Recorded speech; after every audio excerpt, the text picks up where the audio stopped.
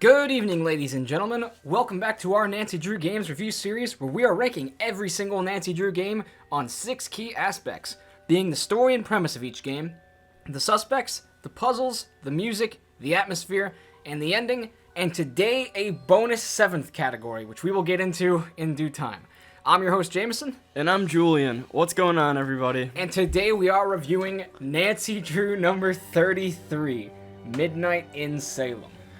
Alright, if you are somehow unaware, this was a game 4 years in production. This game, oh man. So what happened was, Her Interactive kept pushing back the dates. I think it was like, as early as 2016, like winter 2016 was its earliest release dates, right? And when did we get it? Fall 2019. See, the thing is, Her Interactive was going in a lot of different directions.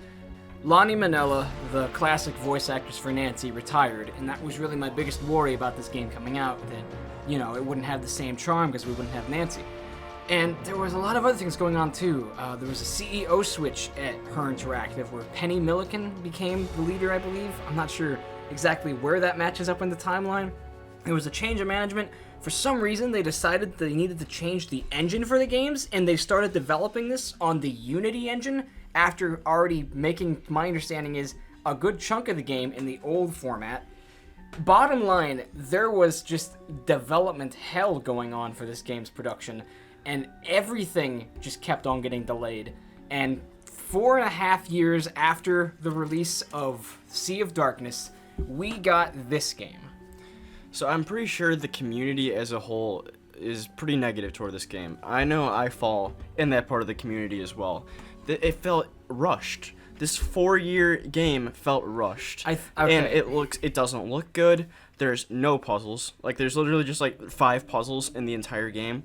The one thing it's got going for it is some really good storyline and characters and all that. But other than that, I mean, I just feel like everyone whose first time it is playing this game, they're left feeling like, really? This is it? This is the game that we waited so long for? And yeah, it sadly is. Okay. I am not going to argue that this is a good game per se, but I enjoyed Midnight in Salem. And believe me, there are things about this game that I hate, and we'll get into those in due time. But I think that if you are a fan of the franchise, and you go into this with an open mind, you can find things that you enjoy. You'll find things that you love about this game. I mean, it doesn't even feel like a Nancy Drew game. No, I disagree. I think that parts of this feel just... They may not play like a Nancy Drew game, but they feel like a Nancy Drew game. Alright, well, we'll argue about that later. Let's get into this story and premise of this game, which... Oh my... It's a strong story. Yes, sure. I was just gonna say, the beginning of this game is horrible. Okay, I'll give you that, okay? It's laughable, and I was embarrassed playing it. The beginning of this game, I think I could easily call it the worst part. This could be one of the worst beginnings to any Nancy Drews. I'll give you that one. Basically, for zero reason, the game decides it needs to start in Austria. You know, because it's a game about the Salem witch trials in Salem, Massachusetts. Let's get her going with some Mosheim Castle in Austria. So basically, you're in Discount Castle Finster. This is where we get introduced to the new Nancy, and I feel like most people playing the game for the first time are just being shell-shocked by the new voice. First, let's get that out of the way. The new Nancy. Dad agreed with us on this. She's a more appropriate voice for a Nancy Drew. She sounds like a young woman. I didn't mind the voice. I thought it was a good change. I mean, you know, I love Lani Minella, and I always think of her as Nancy, but yeah. I think this voice actress did a really good job. My one problem though is that she like pronounces certain words or like enunciates words wrong in a sentence, and some sentences sound so botched. Yeah, that's a theme that you start to see a little bit in the dialogue, where the enunciation on some words, like, you know, words you'd italicize get pronounced weird. But when it comes down to it, I loved Lani Minella's voice acting. I thought she was great. She had a perfect voice for a character as distinct as Nancy Drew. But I have to admit that, like, this is a change that I think the games needed if they wanted to continue to be relevant, which I guess is what Her Interactive was going for. And so, I appreciate what they were going for, and assuming they keep this voice actress, which I think they will. I've seen ads from Her Interactive with like get to know the new Nancy and stuff, I'm good with it. I think that this is a good voice actress for the series. So anyhow, we start off with Nancy's desk, and it's a cinematic, and Nancy is writing to Ned and talking to him about how she's at Mozam Castle trying to pick up some artifact while she's in Austria for her father, who's working on some case. Carson's a lawyer, as I'm sure you all know. And it's called the Book of Apologies. And this is a MacGuffin that comes around the game a lot. Basically, the Book of Apologies was written by Judge Hathorne of the Salem witch trials. And the idea is that he, in his later years, had a lot of doubts about his convictions for the people he burned to death as witches. And warlocks, if you count Giles Corey. Or maybe they called him a witch, too. I don't even know. Anyhow, so he wrote down the names of all the accused in this book as like a way of saying, I realized what I did was wrong. They call it the Book of Apologies. And for some reason that I'm not even clear on, it's way out in Austria in this castle. Yeah.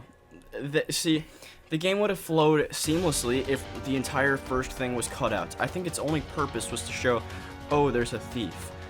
And it gets linked to a suspect later on in the game. And it comes up, but it feels forced, and it definitely didn't need to happen.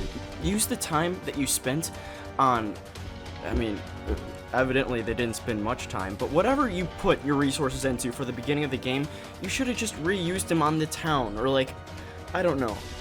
This was just not a good way to utilize your resources, Her Interactive, on this beginning cutscene. The biggest crime to me is Dr. Elizabeth Hurst. There is this woman with you who's like giving you a brief tour of the castle, who refuses to enter the tiny, ugly room that you start in. First of all, this was a terrible room to showcase the new engine. The walls are just like white and stale, and it was not a good start. I remember watching Arglefump's stream, and the chat was just tearing it apart going, this looks like trash. I'm embarrassed to watch this. Sorry you have to play this, Michael. And as soon as you leave Austria, I personally felt like the game picked up. To give a brief summary of what happens, Nancy does find the book after a really dumb puzzle. It's not even worthy of being called a puzzle. All the while, the doctor is waiting outside, giving the excuse that, oh no, it's too small in there and it's haunted, and also the developers don't want to render me because they can't afford that. Nancy turns a corner, she goes out of the room, leaves the book in there like a genius, and then she comes back, and we get this caped figure just chilling there. He jumped in through the window, and he snatches the book, and he jumps out just like that. He looks horrible. Everything looks horrible. And then we teleport to Nancy running across the bridge. She sees the dude running into the forest, and she jumps off the bridge. She runs through like 15 screens of forest. It's just like, did you really have to render all of this? Could you not have just started the game with a phone call from Deirdre Shannon? All in all, what happens is we chase the dude down. I'm calling him the dude. I mean, I don't want to name drop him right now. Or her. But he throws down this like blue smoke bomb, and he's gone. Yeah. And Nancy can investigate. She finds like a little plane ticket clue linking back to Salem. And then we get a little phone call from Deirdre Shannon, who actually called us while we were creeping up on the guy. That's why he like turned around and saw us. So cool, kind of clever, but like the way that the game should have started was just an intro with the car ride with Deirdre Shannon. That would have been great. Okay. We're on the verge of getting into suspects. We are gonna have so much to say about suspects, and we'll get to why. But bottom line, this is where the actual story of the game develops. I know it's been like 10 minutes now, and we're finally getting into what the actual story is, because there's this garbage opening in Austria that's completely unnecessary. Bottom line, I find this story really compelling. Deirdre Shannon is in a tight spot with her family, her cousins she's estranged with. Deirdre's cousins, the Perry family, are in a spot of trouble, where the two sisters, Tegan and May Perry, May has been accused of burning down an old historic house, the Hathorne house. You know, coincidentally, it's the house of the guy who wrote the Book of Apologies. Isn't that convenient? And she is being scrutinized by the police and the townsfolk in Salem, and it's a matter of time until she gets put away or just charged or lynched in the court of public opinion, for that matter. She pretty much already has. And Tegan desperately calls Deirdre for help, and Deirdre reluctantly calls Nancy for help to try to prove May's innocence, because they all swear up and down that May did not do this. She did not burn down this house. Tegan and May are the best suspects in the game, in Jamie and I's opinion. They actually, as a pair, got into our top 15 suspects of all time list, and that's because we mentioned it before, Midnight in Salem has a really great story, and these two characters offered the most to the story, with some cool plot twists even. Yeah, the game really started to surprise me about halfway through. And you know what? May looks really good. I think she's the best looking character in the game, besides the Hardys. I think maybe. Lauren Holt looked really good. Tegan does not look good in my opinion, and her voice acting is just bad. I mean, not voice acting. No, the lip syncing. Lip syncing. I always confuse voice acting and lip syncing. I think this is where I just want to say real quick to wrap up story, because we're about to jump into suspects, and that's gonna be really, really interesting. So to wrap up the story, Nancy needs to just investigate this small conservative town where no one lets go of the past, and meet all these different people, and figure out why everyone's protesting, and everything that's going on, and try to figure out what she can do to figure out who lit Hathorne House on fire, clear the Perry's names of all charges, and otherwise find out what happened to the Book of Apologies. Okay, all taken care of? Get ready for the longest suspects category ever. Because in this game, this was, okay, I'll be honest, this is something I liked about this game. The record for, I think, most suspects in a game before this was probably Warnings at Waverly Academy, tied with some other games. If you wanted to count characters, not just suspects, I'd probably give it to Last Train, because that has the Hardy Boys, that's more like 6. Yeah, this game has like 10 suspects. It's too many. No, See, I don't think so. This is where we differ.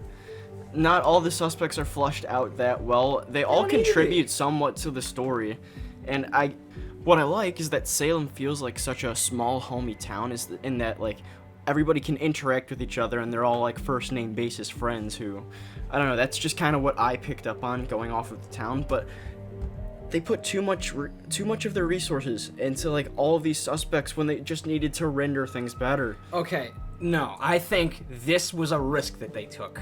And I think the results weren't necessarily a failure or a success, because there's ups and downs, big ones. I'm just gonna try to name off my head.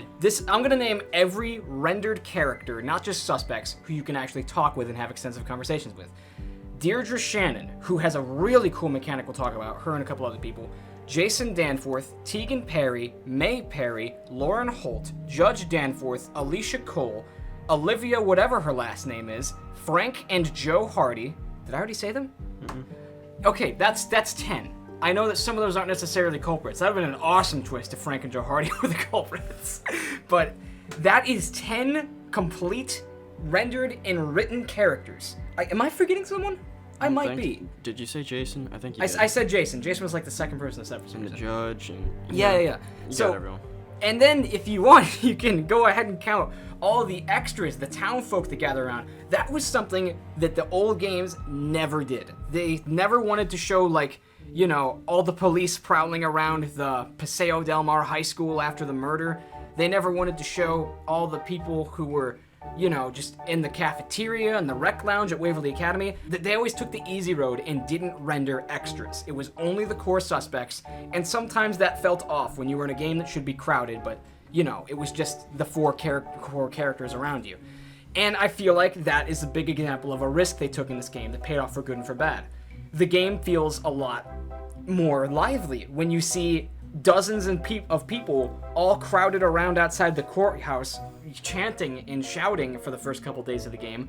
But at the same time, you see that some of them are just copied assets. Some of them have really poorly done voice acting lines. Mm-hmm. But I appreciate that. I appreciate what they're trying to do. They're trying to make it look like a normal game and take advantage of the Unity engine. Yeah, I thought that was a good little touch too. I mean, the town square is my favorite part in the entire game. Town square is one of my favorite locations in any Nancy Drew. I feel like it comes to life so well. But I mean, still, this is the suspects category, and like, Tegan and May Perry are the best ones. Everyone else was just kind of like meh. And oh my god, the culprit reveal and the ending with suspects. Okay. No, we'll get to that when we get to that, because I'll give you I'll give you leeway there. It was terrible motivations and everything, and I thought it was just so sloppy. So there's a couple important things before we jump into very specific suspects. In general, okay, so here's the thing. Talking points in this game are so weird. Here's the thing. Up until now, we never considered graphics to be a valid category of ranking for these games, because we would like to acknowledge that some of the games literally came out in 1999, and we still like them, but their graphics cannot hold up compared to like Sea of Darkness. This game, however, hardly has an excuse, because I mean, you can give it the excuse that the developers were trying to toy around with a new engine, the Unity engine, which is kind of notorious for being garbage in a lot of ways. And with that, characters had some changes. They can't stop swaying back and forth. Yes. And their arms gesture so weird.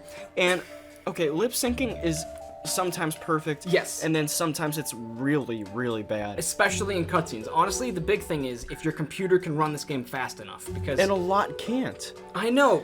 We had to use my dad's work Her computer. interactive tweets out, like, desperately, like, solutions you can do, play on low settings, and, like, how to adjust stuff.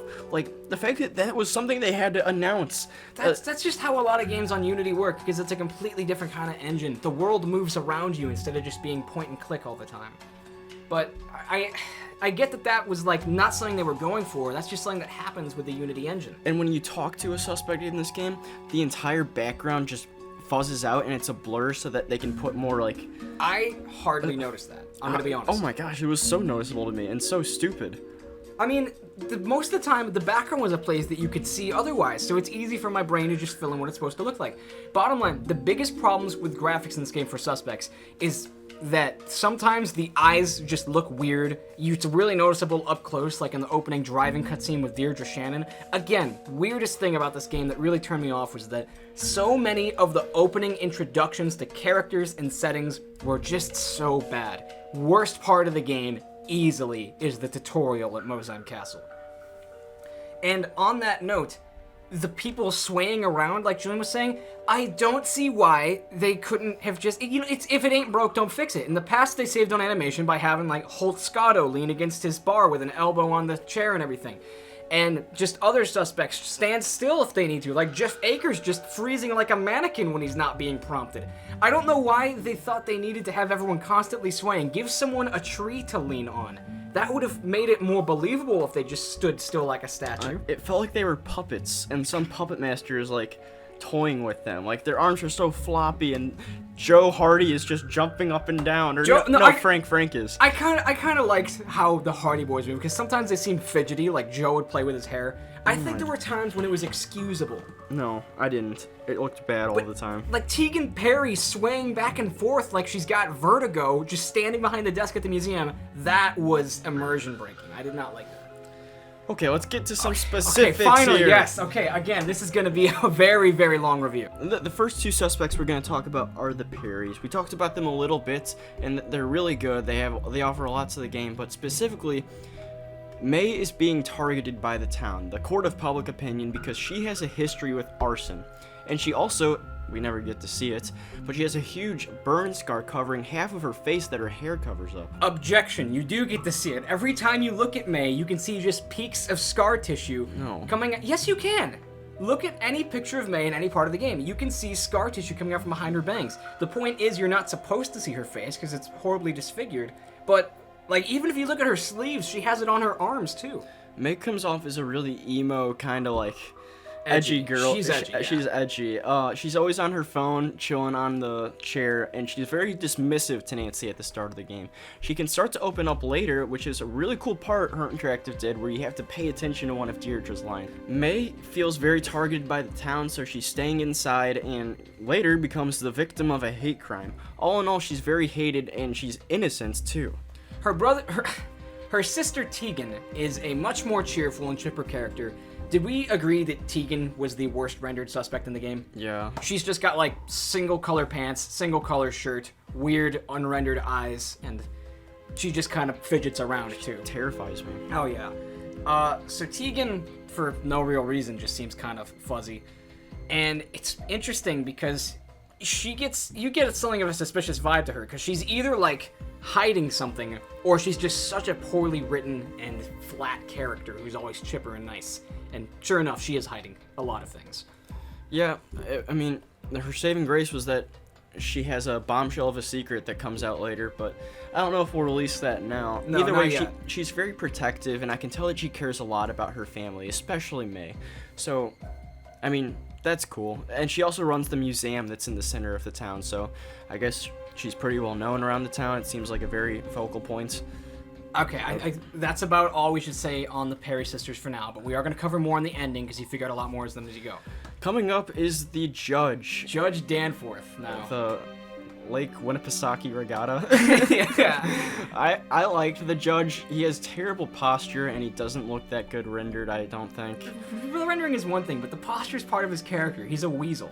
He comes off really goofy. You know, our first time meeting him is he's locked himself in his office and we have to pick his way out for him. That was a decent puzzle when you understand how it was, because it worked with mechanics that you never really did before in a Nancy Drew game, where you had to, like, never mind, this isn't the puzzles category.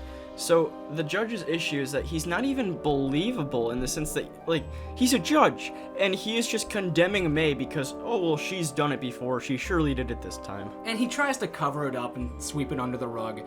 Really, as a character, he always reminded Julian and I of Jerry, the dad from Rick and Morty. He just seems like such a pushover dad, and he's just spineless. The spineless dude, for sure. It looks like he's just trying to cut corners on his job, though, get this whole Hathorn fire out of the way and pin it on May so that he can just, I don't know, go off to steakhouses with his idiot son. That's a good segue to his idiot son, yeah. So, Primal Cuts, I believe was the name of the steakhouse. Mm-hmm. Very expensive, as Jason Danforth insists. He is Nancy's age. He is, a jock. A very cheesy cheeseburger, as my least favorite suspect would say. What? Yeah, that's what Alicia Cole calls him. She's like, oh yes, he's oh real cheesy. yeah. No, that's what Nancy calls him. Nancy says like, oh, he kind of just reminds me of a cheeseburger, and I'm a home-cooked meal kind of gal. And just greatest line of all time, totally beats Bess's yum. I could write a poem or two about chocolate, man. Okay. Oh man. Jason just sits out in front of his cool hot rod car, parked inconspicuously in front of the judge's office with a sinkhole behind it. Yeah. Every single time you talk to him, as Nancy at least, or as Deirdre too, he's like, so, I didn't know we had a date tonight. Oh, so like, you guys looking for instructions or what? He reminded me a lot of Daryl from Maxine's Diner. Oh yeah, I never made that connection. That was who I picked up on at least. And he's super flirty, but he is also one of the two culprits of this game, except he's a little more innocent than the main one. I'd say like one of 3 or 4. Well, I don't know about that. There's multiple crimes. There's multiple crimes, but we find out that he was the cloaked figure we saw out in Austria, and he somehow mastered teleportation and smoke bombs and all that. So, let's see. Jason Danforth, he's probably the most underused character in the game, which is to say he gets the least screen time, but... Yeah, he comes in kind of late, but what I like is that they gave him a little car ride. Yeah, they gave him a cutscene. That was cool. He's important because really his biggest connection is that he and May were good friends growing up. And then when May got into her incident and got the reputation as a firebrand, no pun intended, his father, the judge, made him stop seeing May for appearances because he didn't want his son hanging around with the edgy riffraff who was smoking cigarettes and whatnot. And so he and May became friends in secret, and they would hang out in these old underground railroad tunnels that were deep under the city of Salem. And that's where the end game happens. You know, I take back what I said like 2 minutes ago about him being the culprit. I think he's more of a victim. Because he's easily abused by the main culprit, Alicia Cole, who I just want to punch in the face. Oh my god. Alicia, I'm glad we didn't make the top 15 worst suspects of all time yet, because I needed this replay to realize that I hate her. She's gonna be in there. Alicia is a very annoying character. All of her lines of dialogue are terrible. It's not just like, oh, she's just lame. Her motivations are dumb. She's actually just got the worst lines of dialogue. She's so unlikable. What irks me is every time you go in her room, she's like, can you please close the door? And there's no door. He's like, did you knock first? And he goes, sorry, the door was open. Oh. It's so annoying because she like triggers some really cringy conversations too. It's just like, oh, so Jason Danforth's pretty hot. What do you think? And it's just like, he kind of just reminds me of a cheeseburger with extra cheese. And that's like some terrible lines on Nancy's part. And he goes, what can I say? I love cheese. And it's just like, this kid is literally half your age, Alicia. Shut up. Yeah, that's what I thought too. I felt like it was super obvious she was the suspect because her role in the game, besides being the culprit, is literally just being Judge Danforth's secretary. How do you put a character in a game and give her as much relevance as that without making it very obvious she's up to something. I picked up on that too the first playthrough. I didn't even pick up on it because I was blinded by how much I hate her. I'm just like, please tell me she like burned down the Hathorn house and like hung all of the witches and and everything.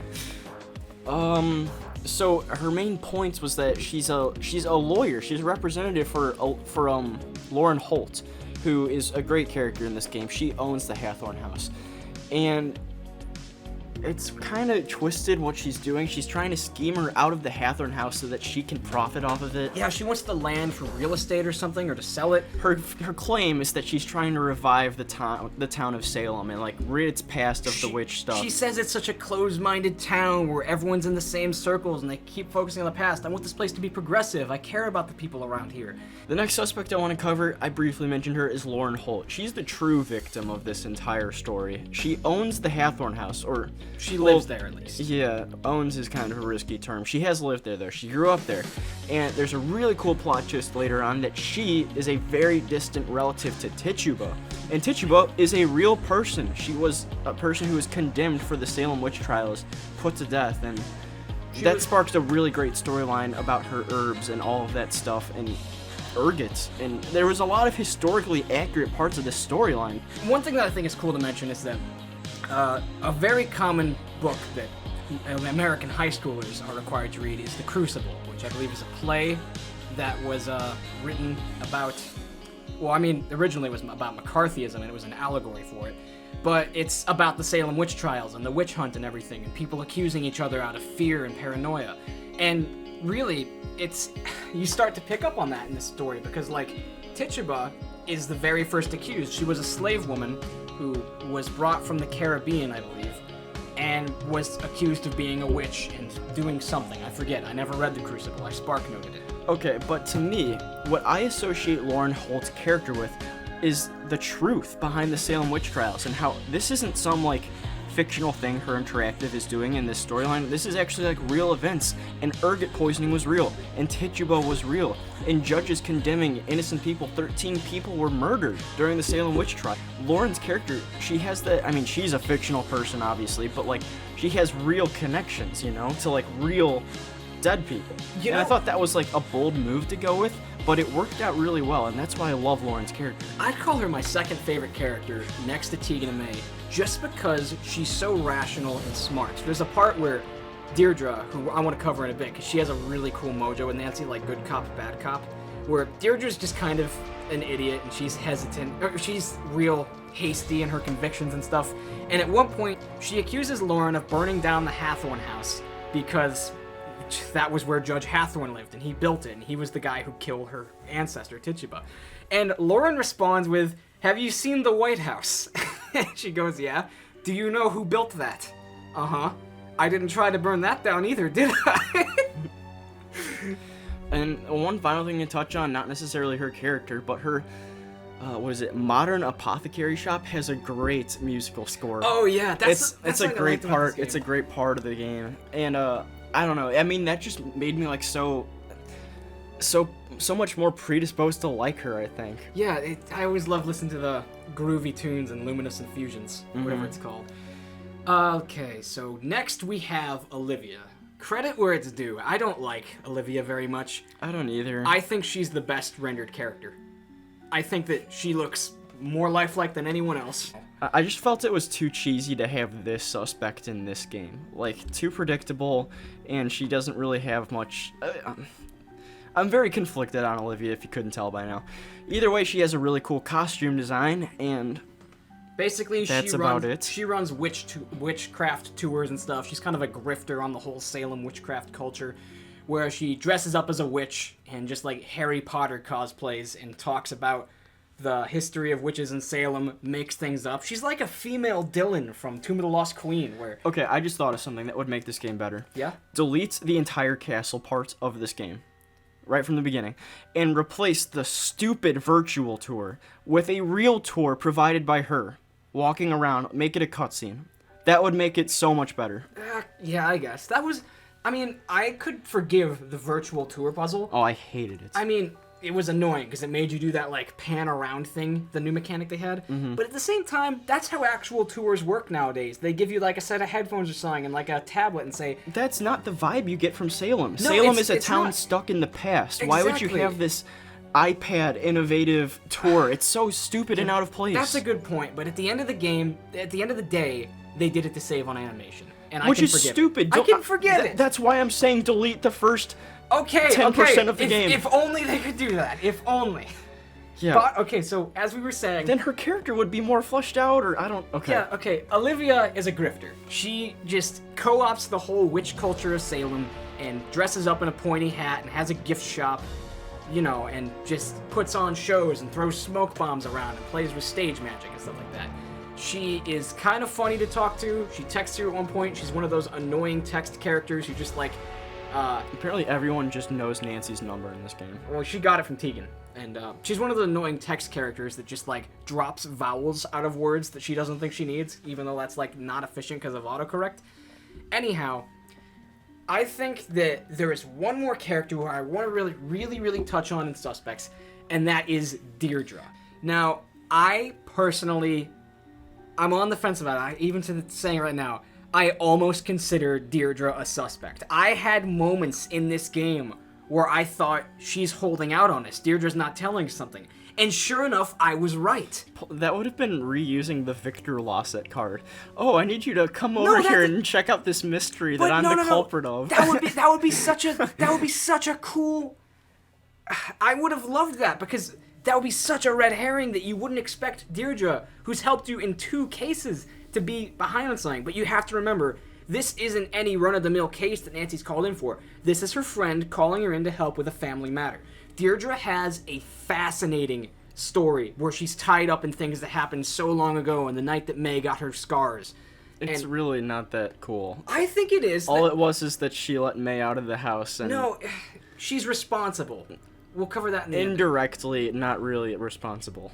I mean, of course she is. Because the consequence of that, May hated her ever since then. Did you see how hesitant May was to talk to her at the beginning of the game? She just goes, oh, you're here now? And then just, like, walks away. There's a tension between May and Deirdre for the whole game. Because the only person that May ever really blamed for the fire besides herself, was Deirdre. Okay, so Deirdre follows you around like a little puppy in this game, and it's really creepy, and it's annoying when you have to turn around, because first of all, navigation is terrible. When you want to turn right, you turn immediately right, unlike in other games where it fidgets you in front of the door that you're trying to get to. Okay. Navigation's bad. So what I'm trying to say is there's a lot of times you have to turn around, because navigation is bad. And right when you do that, you get jump scared. That's okay. Okay, this is a mechanic that I am excited about. I think it's so cool that these games now are anticipating having suspects, or at least characters like Deirdre, tag along with you. I think that's so cool. I love playing as Frank and having Joe by your side all the time, instead of Capu Cave and Last Train where you just split off. They were better. Deirdre's just like a Karen. I'm okay with that, because it's funny to me, because it's a good cop, bad cop kind of thing, like I was saying. You're both going into the field of criminal justice one way or another. She's actually getting a degree, and Nancy's just being a freelance sleuth, or private investigator, as Deirdre keeps on telling people. And it allows funny opportunities in conversation for you to see the brash way of talking to a suspect, and then Nancy trying to defuse the situation. I think that was a really fun mojo, especially because I really like Deirdre in Alibi and Ashes, and I hardly considered her a suspect because I wouldn't believe she'd do anything, but it was so cool to like see this budding friendship between the two of them, from Alibi to Deadly Device to this game. Yes, truly heartwarming. You say that sarcastically, but I like it. I don't like Deirdre that much. I do. I think she's a great character. Because she's morally ambiguous. She's kind of an idiot, and she's a jerk. But at the same time, she's got, like, decent, good interests at heart. And, you know, like, I would put her on tier with the Hardy Boys. Also, there's, like, kind of a low-key thing going on between Joe and Deirdre, I feel like. Okay. We've made it through Suspects. We made it through Suspects, everybody. Finally. That was the longest Suspects category of all time. I'm going to try to narrow it down, because we're at the 40-minute mark. Wait, what's next? Puzzles? Yes. Now, here's the good news, everybody. We took a lot of time on suspects in this game, but don't worry. We're going to take like 2 minutes on puzzles.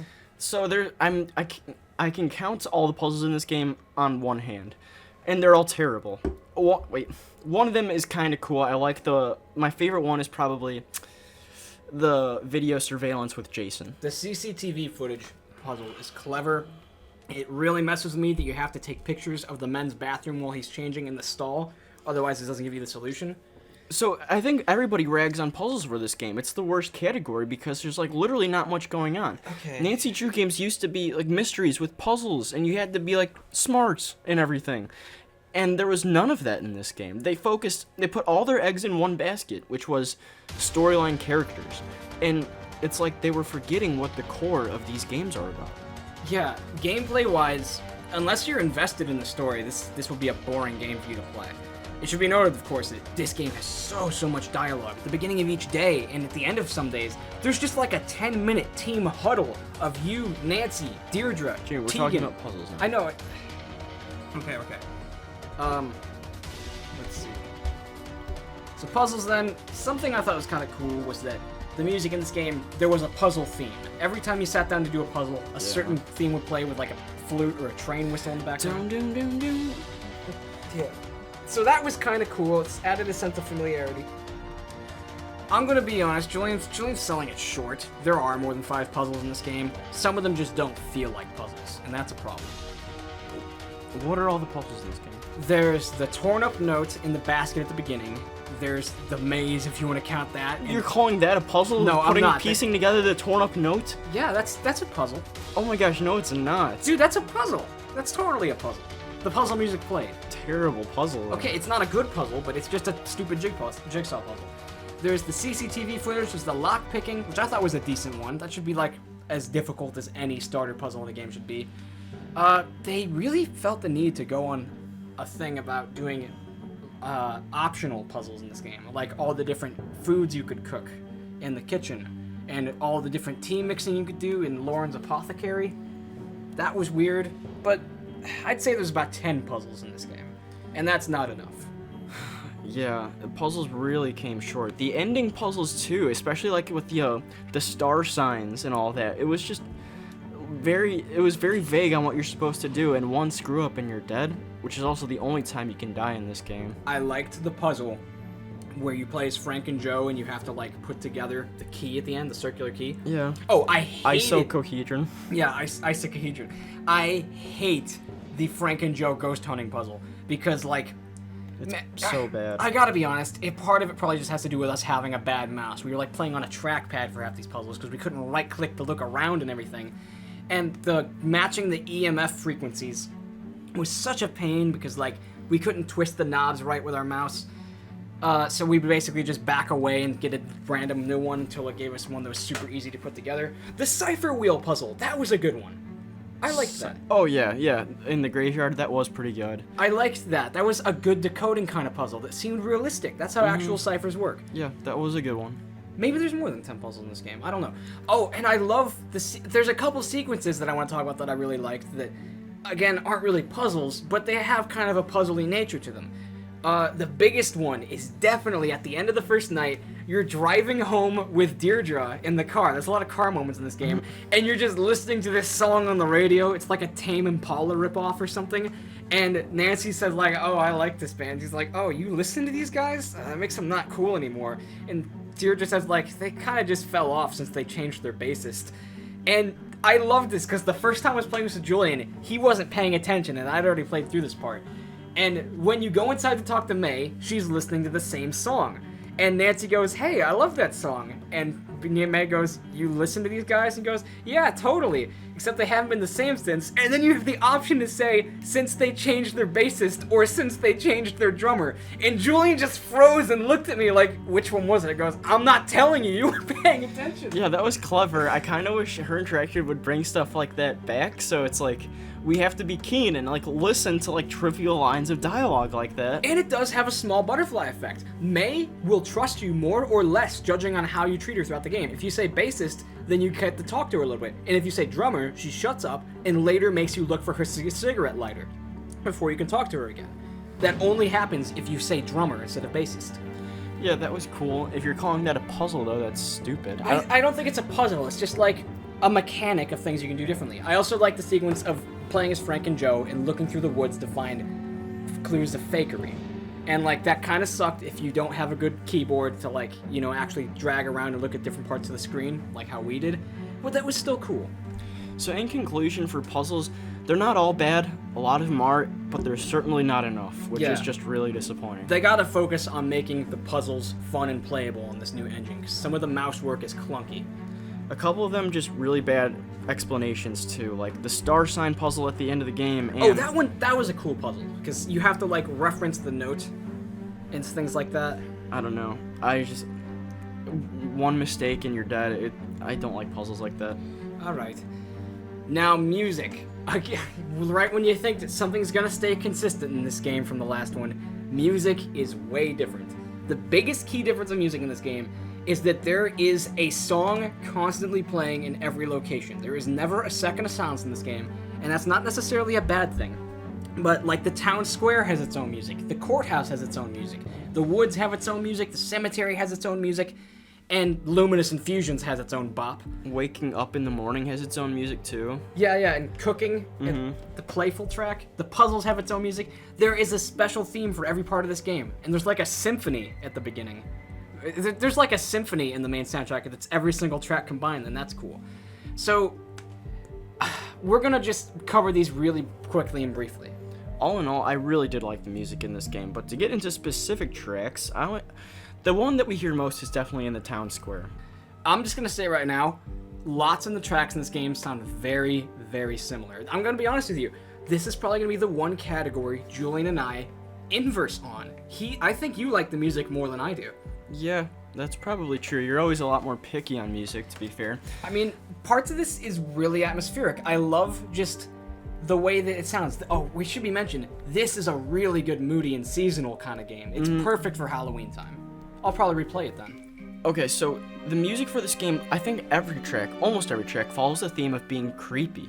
Because Salem is a very creepy town. People were literally put to death here for being witches. Like, seriously, how does it get more creepy than that? But the town square theme is definitely the one you hear the most. And it has an indistinguished, like, creepy vibe to it. It feels like... It's incomplete, the way that the violin strings go on it.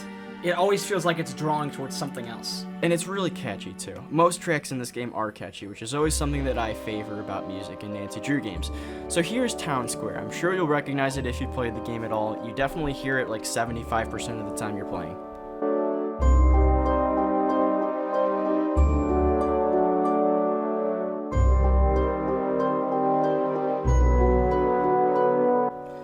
I feel like the music in this game took a quantity over quality approach in a lot of ways, and that's not necessarily bad, because looking at this playlist, there's literally 26 different tracks in this game. Some of them are just like sound effects and really brief, but other parts of it are cool.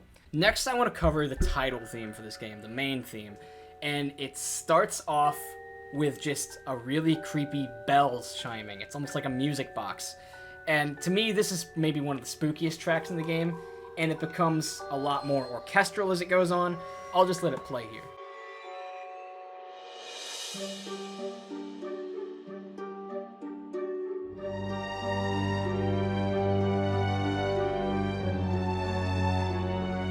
And to me, that theme was actually underused. I thought it would be really cool if haunting cutscenes, or maybe even before the cutscene starts, that music were to play. And it'd be like abrupt, so the player's on edge, like, oh god, why is this music playing? Why is this music playing? And then cut to the cutscene or something. That would have been a lot better use. I'm gonna go ahead and say right now, I did not like the courthouse track in this game. Easily made the courthouse my least favorite location, because it was just so needlessly stressful, intense, and I didn't appreciate that. So I'll just go ahead and sample it right here so you know what I'm talking about, because I know that a lot of you probably haven't even played this game due to the requirements that it has.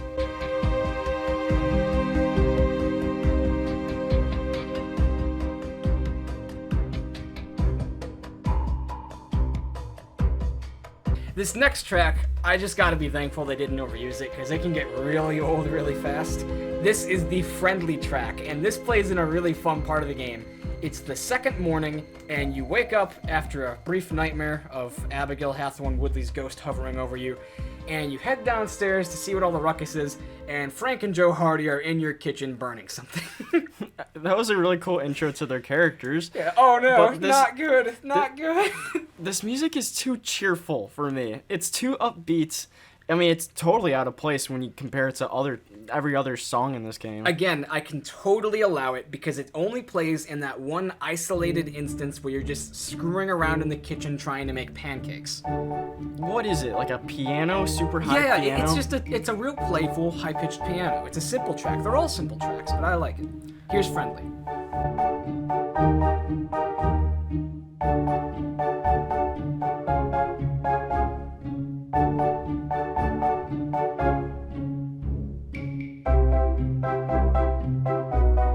Next up, I can't decide if it's my favorite or not, but it's really good. It's groovy. Luminous Infusions. It's so upbeat. I think of it's just gives me hipster vibes. Yeah, and this that's is- not necessarily what Lauren is, but I think this is why. Her shop, Luminous Infusions, Modern Apothecary, is taking a very modern twist on old day.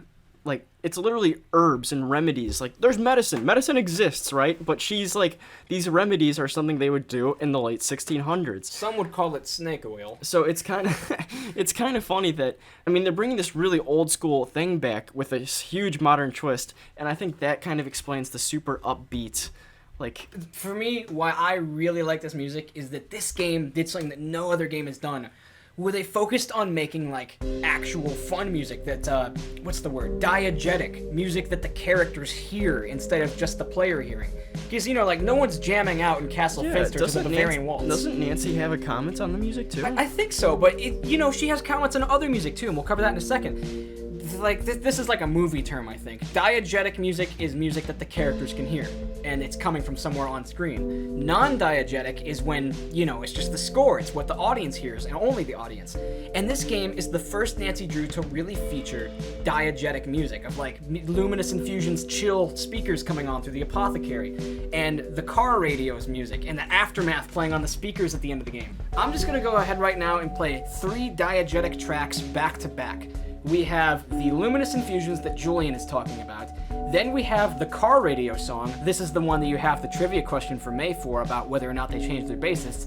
And then finally, in one of my favorite parts of this game, the very ending, the aftermath track. I honestly preferred this to a lot of end-game letters. And we'll talk about that in the ending, because I think this is one of the best parts of the game. So here they are in the order: Luminous Infusions, car radio, and aftermath.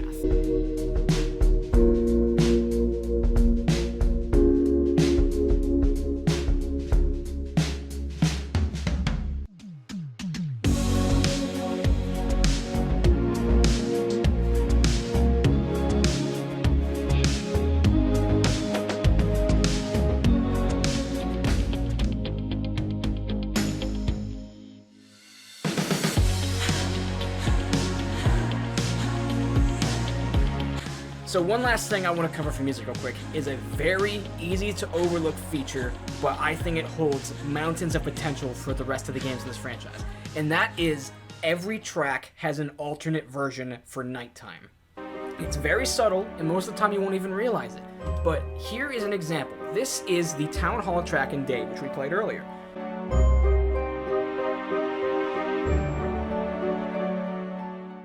And now this is the Town Hall track at night.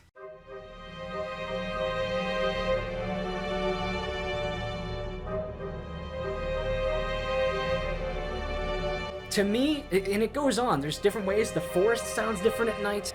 It's really promising to me that the developers were just thinking, let's make music to fit the time of day. Because that to me is something that was frequently overlooked. They just make completely different tracks, but they're making variations of pre-existing tracks to suit the setting. And I think that that shows innovation in the music, coping with the atmosphere.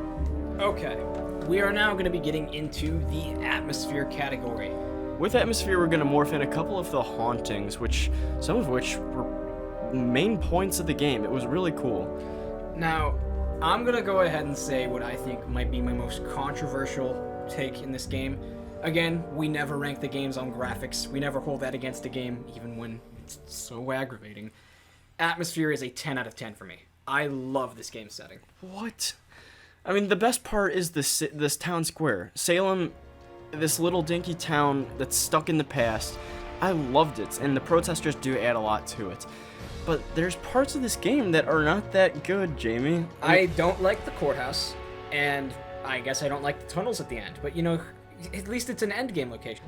Well, and also, the Hathorn house, its interior at least, was so disappointing. There was nothing in there. Okay, there was some things in there. But, like, the thing is, the house was half burned down. You couldn't get into all of it. Still, it was... It served 60 seconds worth of exploring. No, okay, it's not about the exploring, though. There's a lot of cool cutscenes that happen there. That's where you first meet Lauren. That's where the ergot confrontation goes on, where you tell Lauren that there's ergot in the water supply. That's where the Hardy Boys end up going when they are on the hunt to try to figure out where the ghosts are. So none of that has to do with atmosphere, though. Yes, it does. That's all about the setting and things that go on. You said it yourself. Hauntings are relevant to the game. My bottom line is, setting to this game, I think, is really good. I even like the Perry house. The first time you go into the Perry house, it looks so miserable because the first screen is just you meeting Tegan against a blank white drywall, and it's so boring. Couldn't they have just picked a better color?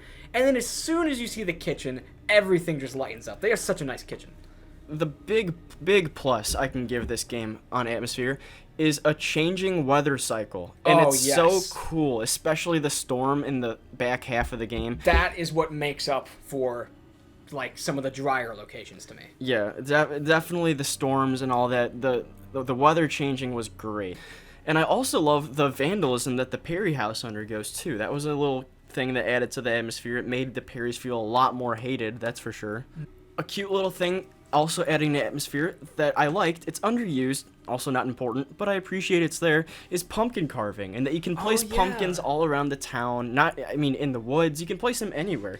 And that was a cool little thing you could do to spruce up the town, add Nancy's own little twist on things, and I like that was in there. That was fun. Okay, let's see. Cover specifics. So, the museum, Tegan's museum is so boring and lame. It's, first of all, the walls of books look bad. It's all the same books, like, copied in a pattern and pasted together. You can't really explore upstairs, and it's just pretty lame. There's a cool statue of, like, some, like, Puritan lady in the middle. My biggest problem with the place, honestly, was that all the books look the same. That's just what I said. I said they were copied and pasted in a pattern. Yeah, exactly, but the thing is, couldn't they have just pulled in the assets of the old books that they had from the last games? Because they went through all the trouble of making so many distinct books. You see books recycled from Game 9 all the way up to, like, Game 28. And it's so annoying that they felt the need to make new ones, because they were kind of like, you know, patented Nancy Drew books. I thought it was really weird, however, that there's not even a door connecting, like, right next door is Olivia's little witch hut. Yeah, I guess that they're supposed to be, a branch venture. You know, Tegan runs the museum, But they're kind of rivals at the same time. I think they're rivals because they don't like each other. They're not exactly business rivals.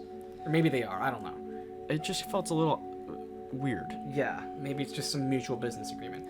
Another thing I like, and, you know, throw criticism at this where you will, that there were protesters in the town on the first day. We already talked about this. Yes, but I feel like that adds to the atmosphere to see people alive in the town.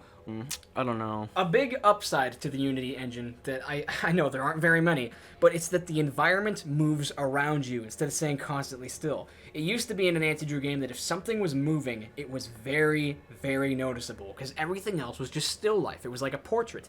But in this game, trees and leaves sway in the wind, and rain will come down from the sky every now and again. It's not just like Trail of the Twister rain. You'll see it in more like dimensions and stuff. I appreciate that. Now I want to cover some specific hauntings, the main one being the first time you leave the Hathorn house. There is a really cool cutscene of the ghost, and I thought it looked like on par with how a game that took 4 years of development should look in a cutscene. I thought it was a really well done one. And also the one with Frank and Joe, we'll touch on that later. That one's my favorite. Isn't it Abigail? What's the name of the Abigail ghost? Hathorn Woodley.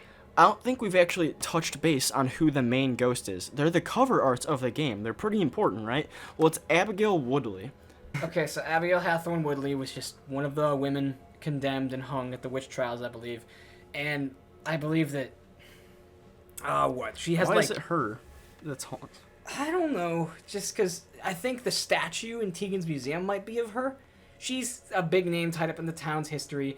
The key that Nancy finds at the beginning, the AW key, is of her initials. AW is the initials written on the tombstone that has a secret passageway towards the end of the game. there's just little references to Abigail Hathaway Woodley throughout the game. And honestly, I'm not so clear as to what her story was again. Again, this game had so many moving parts with the story, but I just can't quite remember what purpose she served. So the first cutscene with Nancy was pretty good. I thought it was appropriate. I mean, it came at a cool point, which is just after exploring the Hathorn house. But an even cooler haunting is with the Hardy Boys at night with Olivia. And what I loved was it didn't get much emphasis, but everyone's different descriptions of the ghost that they saw. Oh yeah, that was clever. So, what's going on in this scene is they've all been poisoned with ergot, and you find the source of the ergot in the town's tap water eventually. And what's going on is the fog machine turns on, and like the fog starts to creep in the background while everyone's talking in the cemetery. It's Frank, Joe, and Olivia, and then in the background, just spooky music starts, and you see the ghost way back in the forest coming out of it. And that to me was the spookiest part of the game, not the stupid jump scares they keep on trying to do with scarecrows and Nancy waking up to the ghost over her bed, but just that scene where it begins so slowly, and it's like a slow burn how it gets to be spooky. Because there's not emphasis on the background. It's like it's in the back of the frame, creeping up on you like that, and then it obviously becomes the focal point. But Yeah. that was cool, and it was another cutscene that like. It was permissible, like, yeah, I can see that, how it took him 4 years. Oh, those poor developers. Okay, is there anything else we want to say about atmosphere? The tunnels are copy and pasted and lame, reminding me way too much of similar mazes, all of which were terrible in previous Nancy Drew games. I like how they foreshadowed with the environment of how there's a road closed due to sinkholes, and like the tour guide thing about the sinkholes gives good exposition. It says that Salem actually has a lot of sinkhole problems because there's lots of tunnels from the Underground Railroad that have been collapsing every day. And that's cool because in the end you end up going to these tunnels. That's where May and Jason would always hang out when they were kids. And by far the worst part atmospherically, it's the castle in the beginning of the game. Oh yeah, I forgot that was even a thing. Yeah. For just the castle looks so bad. It looks like Sims Alpha prototype. It just was not good. Despicable. Okay. Let's cover the ending of this game now. Alright, so there's things about the ending I like. The end game begins somewhat early on. So the first big plot twist is when Tegan and May Perry's house gets vandalized. They get like TP'd, people spray paint liar on it, throw eggs at it and stuff. And then Tegan and May have a sit down with you where they talk about why they are seeing such scrutiny. Tegan found out that her family name, the Perrys, had a name change somewhere in the years, and that they used to be the Paris family, as in Samuel Paris, the very first accuser of the Salem witch trials. And Detective KJ Paris from The Haunted Carousel. There actually might be a relation. I really hope there isn't. Anyhow, This is where we get a great reveal. Tegan snaps, and she confesses that she is the one that started the fire. that happens later on. But it's not at the end game, actually. I thought it was pretty interesting that they chose then to announce that. And it was totally out of nowhere. I didn't predict it. I don't think anyone predicted it. It was good storytelling. It happened in the middle of a conversation, and Deirdre's just sitting there like, you what? And I thought that was such a good, visceral reaction to everything, because Deirdre turns on Tegan at that point. She goes, you brought me in here to help out May, and you promised that we could, like, sort this thing out. You didn't tell me that you were an arsonist. And Tegan, this is a really interesting thing to bring up at this point, I guess. You can choose what happens to people in this end game. You can choose whether or not people are happy, and the game will not hold you accountable otherwise. In this playthrough, just for fun, Julian and I decided, screw it, let's, like, you know, throw Tegan under the bus and say she started the fire on purpose, trying to scare Lauren out. And Tegan goes to jail. And in the end game thanks aftermath, you for it. yeah, at the end game aftermath, she says, like, hey, I kind of deserve this, thanks, man. But May is not happy. May says, like, you made more trouble for us than you started out with. It feels like a bad ending. But that's not what she was really doing. Tegan was looking for the will. So she says. Cover the will. We need to talk about that. Okay, so Yeah. Frances Tuttle, the woman who raised Lauren Holt, was technically the legal heir of the Hathorn house, and I guess she adopted Lauren or something like that. And basically she died. No one found the will. I know, that's such an original and innovative plot in a Nancy Drew. Secret of the old clock noises. Yeah. But bottom line, if someone could find Francis Tuttle's will, then they would be able to, actually clarify who the house belongs to. And in the end, you find the will. There's a note that you find from Francis at one point that says the will is inside the house, and then later on it's inside a dollhouse, and that was kind of funny. I feel like Francis Tuttle as a character didn't get enough characterization, and that's kind of a shame. Okay, to me, where the end game starts is May's disappearance. Nobody can find where she is, and it's actually Jason, the most unlikely suspect, who comes in to save the day, because this is where we find out they were friends, and we find May's phone, who leaves their phone at their house. I think she panicked and just didn't want people to be able to trace her on it. That's my rationalization. That's weird. But anyways, we go through some texts, and we find out that Jason is actually waiting outside. Now, this was a great part of the game where we get our own little car ride with Jason. He needed this. His character was kind of underused, and then he offered a lot here at the end. And this is where we come to learn he's been in some deep financial trouble, and Alicia Cole has been low-key blackmailing him to doing this dirty work. And he was the one that stole the Book of Apologies out in the castle and all this stuff, and we can call him out on it because we find his plane ticket in his car. It's genius. But he straight rats on Alicia. He turns right here and there. Yeah, he decides he wants to testify against her. He's a patsy, easiest way to say it. He's being put up to it, and he didn't really have any ill will towards any parties involved. But bottom line, he tells Nancy that May is down in the tunnels under Salem, and that it's their hideout from when they were kids, but you need to get down there and help her fast, because with this crazy storm raging on, it's not safe down there, and a tunnel collapses every time it rains. So then you and the Hardy Boys go down there. That's a fun part of the game. All three of you together cramped into a tunnel. Yeah. And you have to solve some things to get through and just follow the right trail markers. It's pretty annoying. Eventually, the two of you guys split up because there's weird banging noises coming in one direction that that was cool. The Hardys check out. Yeah, and so you play as the Hardys, and you get there, and you find that Deirdre is stuck in the Hathorn house under an old piece of furniture that collapsed on her. That's where the icosahedron key door puzzle comes in. That thing was okay. It was just kind of difficult to understand. Yeah. We find out that it's Deirdre. She it leads into the Hathorn house. So we come up through the floor, and Deirdre is being way overly dramatic. She has this bookcase shoved on her. She says that she's literally dying. We pick her up, but then on the floor is this little inlaid puzzle with a bunch of star signs and Latin words and dates and stuff. Gods. I didn't understand it. Okay, it has to do with the letter that Francis Tuttle wrote to Lauren, and at least Joe has the copy of it so you can understand it. Here's a big critique I have. This is one of 2 puzzles in the game where if you mess up, you can die. This game needed more game over sequences. There's only 2. I wouldn't hold that against the game. I just thought it was a pretty bad puzzle. I thought it was a good puzzle. It was a cool end game puzzle where you had to compile things that you knew. Both times we've played this game, we have been unable to understand it. I understood it. I just wanted to use spoilers because I was kind of tired of playing this game without being able to record it. Well, long story short, after you solve it, this little dollhouse comes up, and then in the ceiling of the dollhouse, actually in this little room compartment, is the real will. The will is inside the house. Francis Tuttle, you maniac. Haha. Then you play as Nancy, and once you do that, and Deirdre convinces them, oh, don't go back for Nancy, she'll be fine, which is a real weird scene. You find May. May has been huffing paint or something in her little hideout, and she's unconscious and has a concussion. And then the tunnels start collapsing, and you run through, and at this part you see flashes of Abigail Hathorn Woodley's ghost, and it's so weird, but at this point we just kind of accept that everyone has ergot poisoning and they're hallucinating.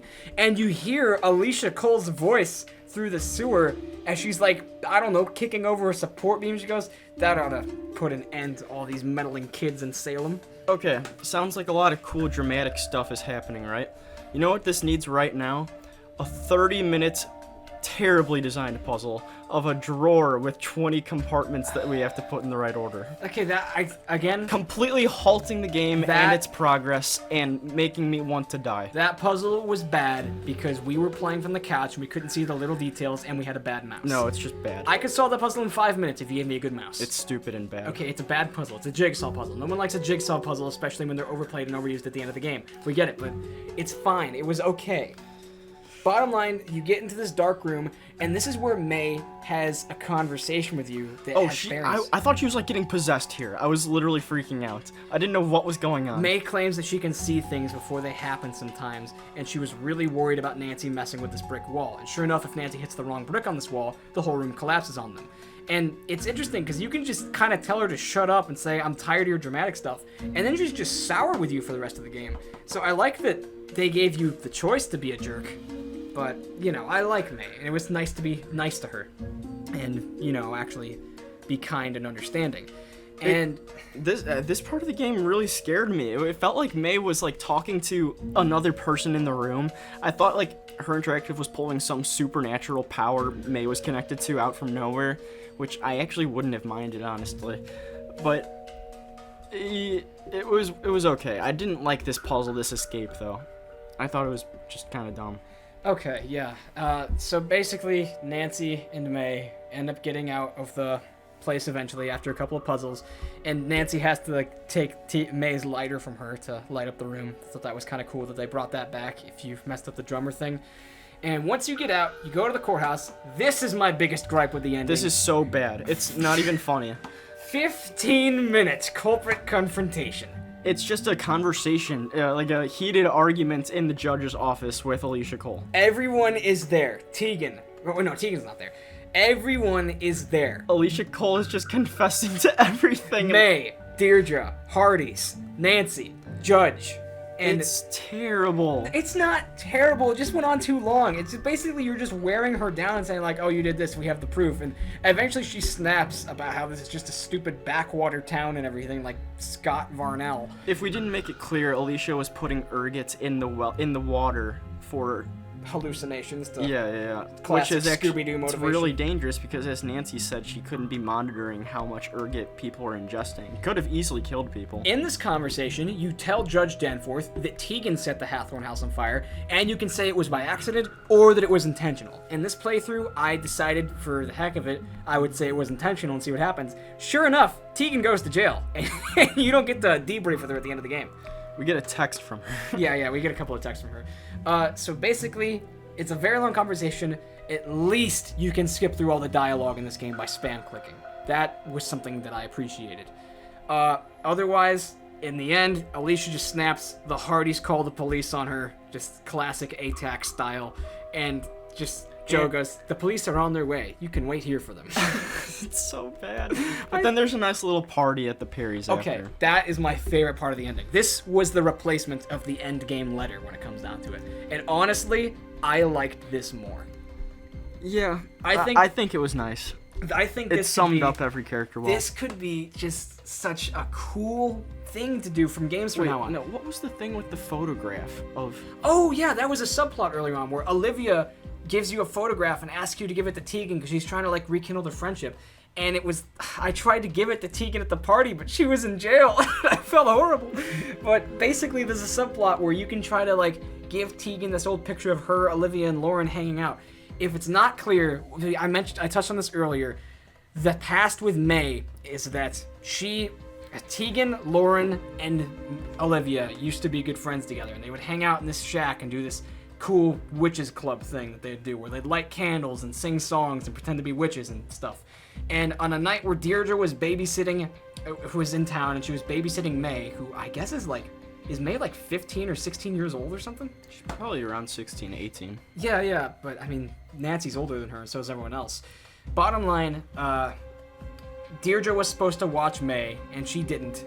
And May went into this little shack where they were doing the club meeting, and everyone just ran out for no reason and knocked over a candle, and May got burned terribly. Well, it's really cool, right? Because we see the picture of May with a regular face, don't we? Exactly. She's in the background of that picture. I know. She's just a little girl. That was really clever. Uh-huh.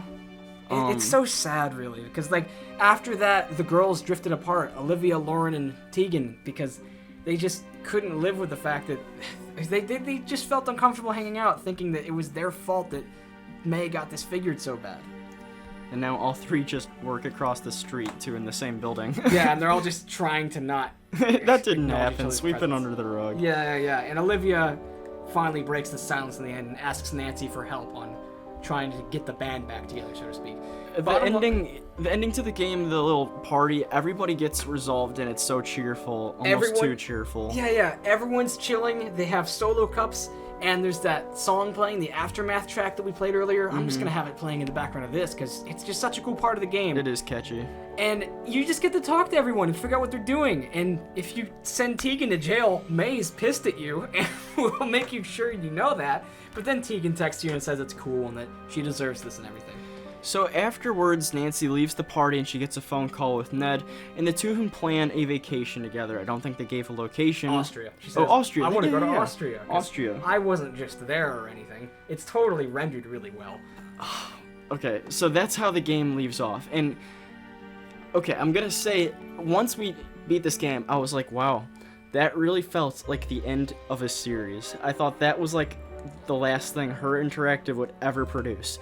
But since this game's been released, Her Interactive has announced they would like to work on another game, and they've actually resorted to the community for help. Like, what puzzles do you like the most? Which would you like to see reoccur? Yeah, okay, so as promised, this review will feature a bonus 7th category, because where we have to do it, we need to talk about what changed, what stayed the same, and what's new for better or for worse in this game. So, okay, where to start? The graphics are the most significant worsening thing. now here's the thing.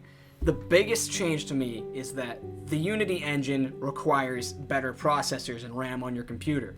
If you have like a good work computer, or like a new computer or something like that, this game should run just fine, and you'll have a good experience playing it, I'd say. First off, I want to know Her Interactive's reasoning for switching to Unity, because after you beat Sea of Darkness, we get to see, rendered in the old engine, the Hathorn House on fire, and it looks beautiful. It looks a lot better. It looks amazing. And it's like, well, what the heck, guys? Why did you stop this? Because you could have made this game would have been top tier if it just kept the engine. Like, seriously. I don't want to hold graphics against it, is my thing. Jamie, we have to. It's the sore thumb of the game. Okay, the graphics to me are only a problem because some computers can't run them. I don't mind the way the graphics look. I think that can be forgivable considering this is the first game on this engine. Okay, well, players get motion sickness because of how Nancy moves. That's only if you speed around. Navigation in the town square is really bad. There's places that it looks like you should be able to go forward and you can't. And when you want to turn right or left, it doesn't work. Navigation is only bad because it makes you take 90-degree angle turns at places instead of doing the like off to the right and forward, like northwest and southwest sort of things. It does not feel like a Nancy Drew game. It does not. I think it does. And this is the saving grace for me, especially in the transition of voice actors. Hardy Boys were on point, and so was Deirdre. It's not the Hardy Boys games. It's not a Nancy Drew game. It's a consistent theme, though. It's the same voice actors. You know what? I've been thinking about making this statement, and I will. This is my favorite game for the Hardy Boys. I love that you can play as them and experience their side-by-side camaraderie instead of just, like, talking to them every now and again and just playing as them one at a time. I thought the Hardys were great, but like, yeah, it doesn't wipe out all the game's errors. Okay, sure. There's plenty of errors in this game. Again, I don't like to hold graphics against the game. I can understand holding it against it that some computers can't even run the game because of the graphics, but I feel like I can be lenient on the way characters look. I don't like the way people sway. And I don't like the way some of their eyes mismatch. And lip syncing can be really bad. Lip syncing is really, really good when it's not really bad, though. It all depends on lag. Which I'd say like only 25% of the people who play the game can play it well. Her Interactive has to release statements on how to save people from not lagging. That's because this franchise, historically speaking, has always been very low maintenance. I could play this on a Windows. I could play old games on a Windows 98 if I wanted to. Okay, so Jamie, let me ask you this: is it acceptable after 4.5 years? 4.5 years. After 4.5 years, I'd say it's a start. But if this alone, oh my gosh, you're tripping. No. I'm not saying that it's. I say it's acceptable because there's going to be more. If it was this game, if it's more of this trash, who's gonna play it? I wouldn't call this trash. I'd call it a start. I just called it a start. There was like a 3-month period between Labyrinth of Lies and Sea of Darkness. Oh, Sea of Darkness yes. is beautiful and amazing. That's because they switched the engine. They've been doing the same engine for the longest time. Okay, it's been almost a year since this game came out. There's not even been a name drop of another game, It of another hasn't- game. Okay, I guess it's almost been another It's year. there's not even a name drop of another case. Okay, well, If anything, quarantine slowed it down, and it's gonna be 8 more years till we get another Nancy Drew game. no, please don't say that. I mean, seriously, Her Interactive is in a bad place, and it's because they screwed themselves. Look, Terrible management and no effort put into it. I like this game. I think it comes down to personal preference. I think that in my fond memories of this game, it's a cool story-oriented game. I love the team huddles at the beginning of every day, where everyone sits down and talks about the stuff they did together and has a plate of pancakes. I like the atmosphere. I appreciate how there's a lot of suspects because it adds more variety to the game. Honestly, if the most harsh critique I could make of this should have been a movie, because the best features of this game are the features most important to a movie: story and characters. Weather Cycle was a really good thing. Weather Cycle was really good. I appreciate the innovation with the music too, even if it wasn't my favorite. I like that they're thinking, for one thing, about day and nighttime differences in the tracks. I know you disagree with me on this, but I like having a suspect tag along with you. Imagine if they introduced that feature in past games and with other people. What if in the second half of Deadly Device, Ryan Kilpatrick would follow you around everywhere you went and try to help you out? It would be unnecessary. But it'd be cool. No, it'd be unnecessary. It broke barriers. It did not offer much, though. I think And I know players didn't like it either. Just turning around and getting scared like that. that's not a big problem. The game broke barriers. It broke too many barriers, in my opinion, of adding extras, having characters follow you around, having characters move all the time. These are things that I would have liked to see the direction, the games gradually progress in the direction of. But I feel like it tried to do too much at once. I don't know enough about the inner workings of Her Interactive. I don't know who's responsible for all these things. But when it comes down to it, you're right. 4.5 years, we deserved a better game. But I feel like there's just things going on in game development that, especially at Her Interactive, that just messed things up. I just searched up the review on the game, like what % of people liked it. Only 40% of people who played it liked the game. If that tells you anything. Yeah, it's probably one of the lower reviews. It's probably the lowest. I think, honestly, so much of the stigma of this game just comes from the fact that people had to wait 4.5 years for it. Don't forget. It's the graphics. Don't forget, Julian, when we played this with Dad, he sat down and said, I like these graphics. I like how the characters move like people. Our dad's opinion... No, they don't move like people. They move like lifeless puppets. No! Well, I mean, yes, they do. As opposed to not moving at all? Yes, that was miles better. You're saying you liked the way Tegan sways as opposed to Dagny Silva? I can appreciate that, but comparing it to Dagny Silva that's I'll that's take skewed. Lisa Ostrom sitting in a chair compared to Olivia swaying back and forth. They did need some suspects that were sitting down. They needed people who weren't just standing places. It was just suspects. Everything was just so much better on the old engine. Closing statement on this. I am okay with this game so long as they make more. Because like I said, if this is the direction they want to take the franchise in, okay. I just want to make sure that we see improvements from the game to game.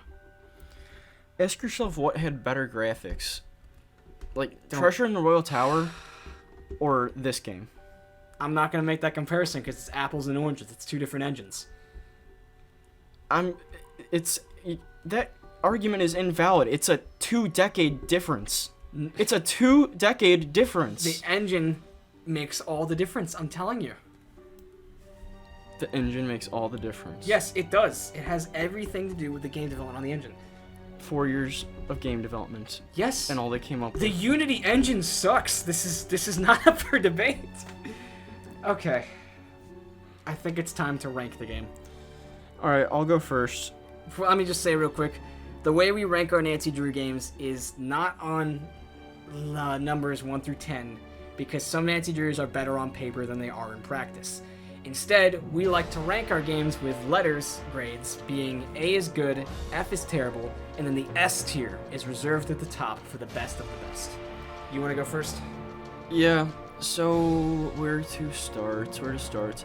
This is not my least favorite Nancy Drew game. It's definitely in the back half, top 10 worst Nancy Drew games. It goes there, but it's not the worst. I don't hold the voice actor switch of Nancy over the game's head. I thought this new actress did a really good job. But I can't look past how long the game took in production, and this is the end result. I can't believe that, like, they put this out thinking, yeah, this is right. And not to mention all of the dates that they pushed it back, right? Like, it was originally going to be 2016. And I remember the pre-order date, people were already buying the game. And when it was supposed to come out, they said, you know what, guys? It needs another 3 months. People were outraged, including myself. I remember people joking around that it's taking so long, there's probably going to be a battle royale in this game. There could have been with this many characters. Oh, man. But, with the amount of time we waited, and for this final product, these graphics, the only thing that saves it is its storyline, cool little things like weather, and, like, the parries. Like, seriously, that's it. So I'm going to be giving Nancy Drew the Midnight in Salem a D. Okay. I was bracing for that. We rank these games on 6 aspects. The story, the suspects, the puzzles, the music, the atmosphere, and the ending. The 2 categories that I think are bad, if not egregious, are the puzzles and the ending. I don't judge games based on graphics, but you have to admit there are a lot of problems going on outside of these categories for this game. The 4.5-year wait for one thing, that is just, it really is sad, but I like to consider myself a glass half full kind of game. I want to see my favorite nostalgic childhood franchise endure. I want to see them can overcome this game and the bad reception and be better than it.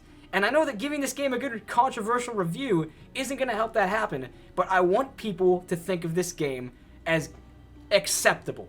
I think that it's a shaky start to a new engine, but you got to take some risks if you want to try to make your franchise endure. I'm going to give it a C. I was going to go for a B, but I just had to... I'm going to knock it down 1 grade just to acknowledge all the shenanigans that went on for the past 4.5 years, all the game delays, everything going on in that regard, and then just like the lack of puzzles and the shaky stuff on launch. In the end, I like this game, and I wish I liked it even more. There's things about it that I really enjoy. I love the atmosphere. This is the kind of game that I look forward to playing again someday when I have a computer that can run it to its fullest potential. Like this Dell Latitude that we recorded on, we can't get you the long play yet because my computer literally overheats whenever we try to play this game. So I'm sorry to say we weren't able to record it off my dad's Mac, but otherwise, yeah, if you're a fan of the franchise, I'm sure you'll find something to enjoy. That's a big... We'll see. Let us know what you think about the game. That's what I'm really most curious about. I want to know, because I know that so many people weren't even able to play this game, and a lot of them probably just watched their YouTubers play it. I think Arglefump was like the only YouTuber play it. I know your Gibbs hasn't picked it up. Something that I think about is that every Nancy Drew game is someone's favorite. Danger by Design has a fan base of people who adore it, and every Nancy Drew game is someone's favorite. I can't say that about this game. There's nobody whose favorite game is Midnight in Salem, seriously. I mean, maybe someone. If you can find that in the comments, then we'll have you on for like a podcast episode. I don't know. But yeah, it's just disappointing is the one word that I can use. I just almost want to hold judgment on this game until we see Game 34. Because that, to me, is what it all depends on. If Game 34 is just as bad as this, if not worse, then my opinion of this game is going to go down to a D, maybe even an F, if I'm being honest. Coming out in 2027. Shut up. Well, that concludes this review, everybody. This was a long one, rightfully so. Even aside from there being 10 characters in it, there was just a lot that needed to be unpacked about the development and the community's reception of this game. We hope you understand, and we hope you didn't get too terribly bored by this review. Otherwise, thank you for the influx of subs we've gotten lately. oh, We're already... That top 15 video took off. We're happy to see you guys enjoy that controversy. And we're going to have more to go, definitely. Yeah, it looks like we actually kind of rage baited a lot of people with that video. It's like, where is the hourglass puzzle for Ransom of the Seven Ships? Yeah, honestly, looking back, there were a few things that I was like, oh yeah, you know, that could have been on here. Bottom line, I just wanted to say, Secret of the Old Clock review is going to come. We played through the game, so we're qualified to review it. I'm just trying to find a way that we can actually get usable footage for it. We had to play it off a weird computer that had like black bars on the side of the screen. And Sylvia will be coming back to help us review that one. Otherwise, we will review Stay Tuned for Danger, even if we can't play it. And in that case, we're literally just going to like study gameplay of it and make sure that we know every corner of the game so that we're, you know, at least up to speed. Alrighty guys, with all of that, thank you so much for watching this incredibly long review, but we hope you enjoyed, and hey, if you're new to the channel, we're very happy to have you on. All we do is talk Nancy Drew. At least for now, yeah. We hope you guys enjoyed, and make sure to vote for Holt. Vote for Holt, man. See you guys.